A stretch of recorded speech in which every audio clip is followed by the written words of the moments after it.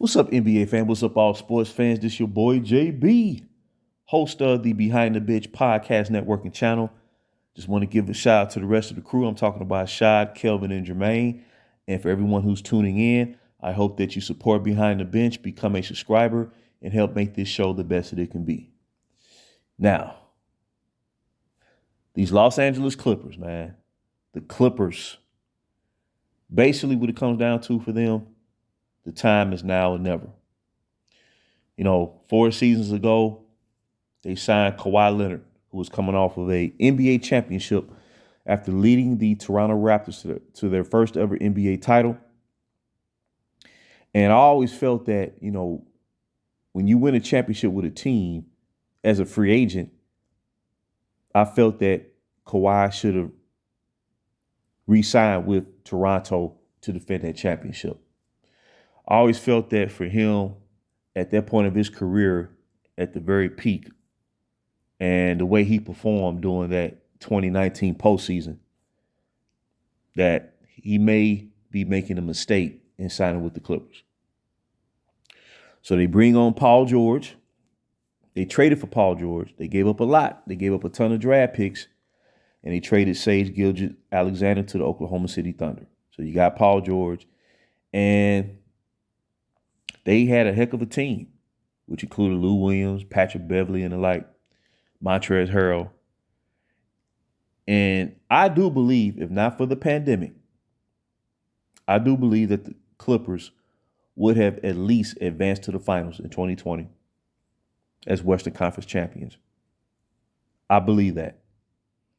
They had a deeper team than any team in the Western Conference, and they was in position to win a title that year.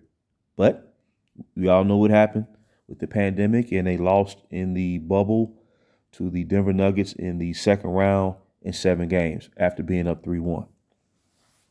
Then in the 2020-21 season, they did advance to their first ever conference finals, but Kawhi Leonard got hurt and injured his knee in the semifinal round versus the Utah Jazz.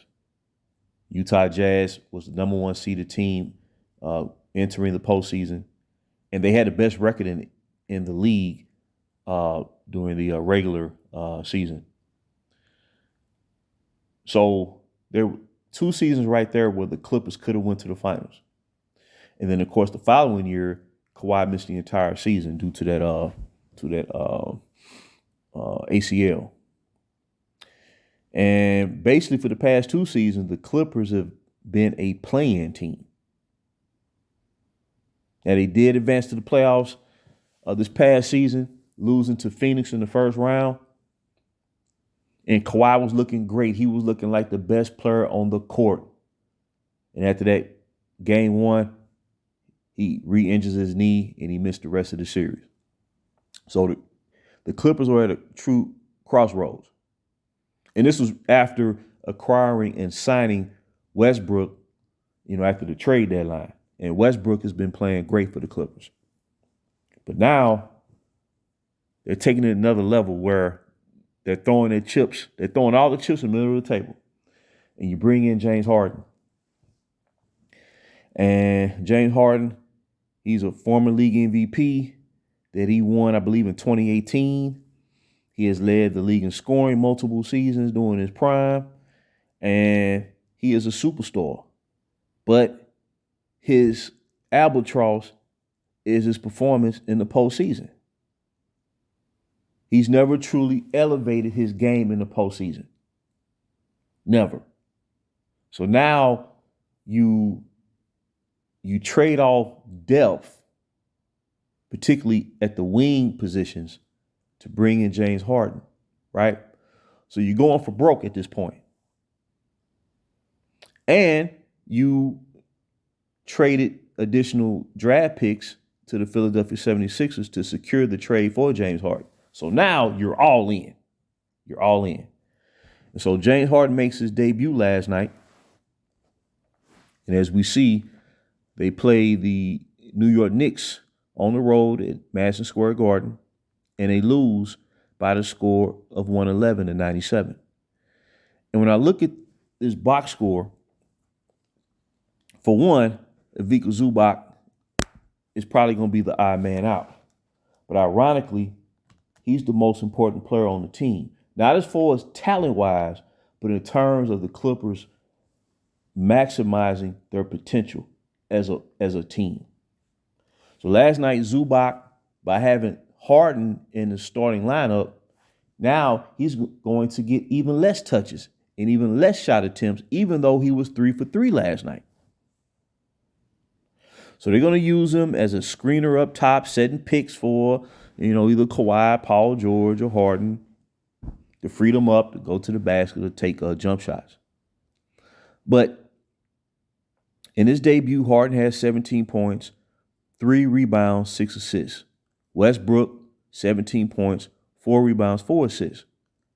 Kawhi Leonard, 18 points, 5 rebounds, 3 assists. And Paul George, 10 points, 7 rebounds, and 3 assists. Now, the thing about it is, when you bring Harden to the team, he's going to expect to start at the 2 guard. Now you got to push Paul George, more than likely, even over Kawhi, to play the 4 spot, since George is 6'9". But the problem is he's not a power forward.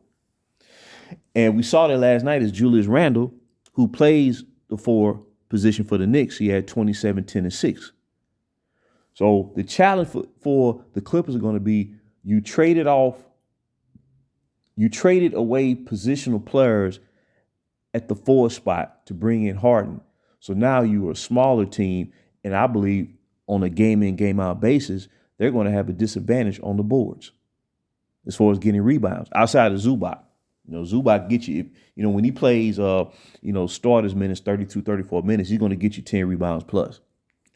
So when I look at this lineup, unless they make another move by trade deadline, they have a solid bench with Norman Powell, who tallied 14 last night, and you got Bones Highland, and then you have Terrence Mann, who's been out due to injury, and you have Mason Plumlee back in Zubac, and you got P.J. Tucker that was also included in that trade, who plays great defense out on the perimeter, particularly defending the corner 3 shooter.